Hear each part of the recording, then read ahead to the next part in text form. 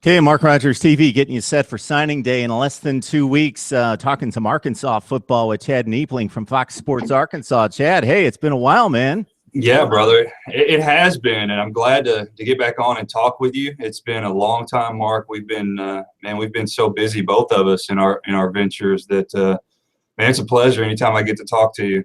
Well, I'm going to make a little shameless plug for us. SEC Breakdown on Twitter. People jump on that thing because Chad, David Waters, Mike Laval, and myself, we got this thing going, and Chad's doing a nice job with that. So SEC Breakdown up and running on Twitter, so jump on there.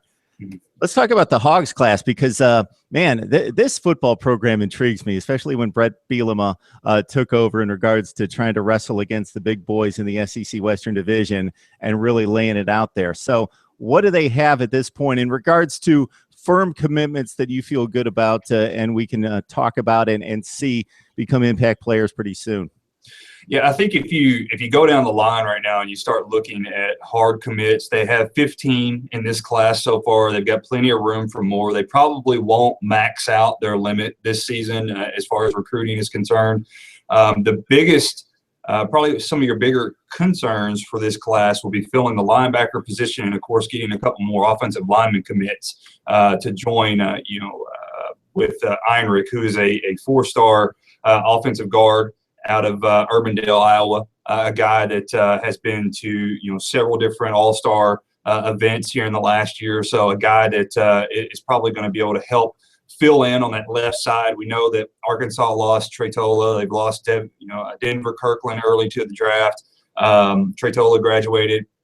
Of course, you lose Cook. So that whole entire left side of the offensive line is going to be a bunch of brand new faces. So that's an area of concern going forward, especially when you've got four-star running back Devwah Whaley committing to you. He had previously committed to Georgia. Rick takes the job to Miami. He decommits. It had been rumored that he was favoring Arkansas the whole time anyways. Now you've got him, probably the 1-2 top running back in Texas. And then next weekend you have a Kyle Porter, another four-star running back coming in from the state of Texas. So Arkansas is looking pretty good. And then you throw in McTelvin Agim, Sosa, a great young man, had plenty of time to talk to him, Mark, a big individual, very big. This kid will be on the field as a freshman, 6'2", 6'3", 270 pounds, defensive end, every bit as advertised. He's been in the open. He's been at the Under Armour All-American game, was throwing up the A for everybody to see and all that jazz. And, of course, Devwah committed there at the Under Armour All-American game. So this class is looking really good. This could be the class. With the recruits they have on campus this weekend, a couple 5-stars they've got in right now and some 4-stars, this could be one of the classes that makes Bret Bielema's tenure at Arkansas take a completely different direction. So, yeah, jumping on that storyline right there, Chad, who are some of those guys that, wow, it's tough to get a beat on right now in regards to they're throwing out 3 or 4 big-time schools, and it's like 50-50. And if Arkansas brings them in, then look out. It's a really nice class.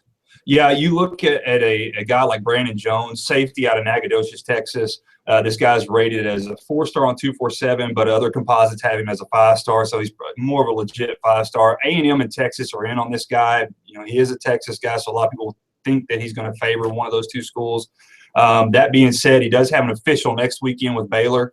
How the things have changed in the landscape of the Big 12 in the last few years, because these other schools are just as much in play. If Brandon Jones were to make a commitment to Arkansas, you're talking about a huge game changer in that secondary, that gave up quite a few passes this last year, tied for 11th in the SEC in pass defense with South Carolina, with Auburn and Kentucky coming in behind them at 17 and 13 in the sack department. So this particular group with Brandon Jones and, of course, another kid, Christian Fulton, who's out of Archbishop, Louisiana, this guy could be game changers for Arkansas on every aspect of the word. And let's not forget about the 4-star Eric Cuffey. It's kind of up in the air. Heard him a lot when he talks about his recruitment.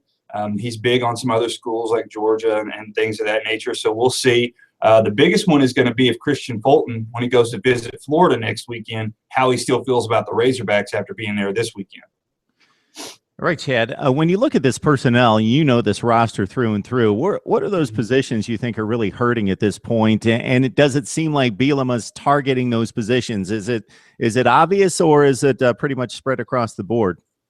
Yeah, I think if you're looking at this roster and you look at last season, it's blatant that there's a linebacker need. It's pretty obvious. You look at Arkansas at times against Texas Tech, against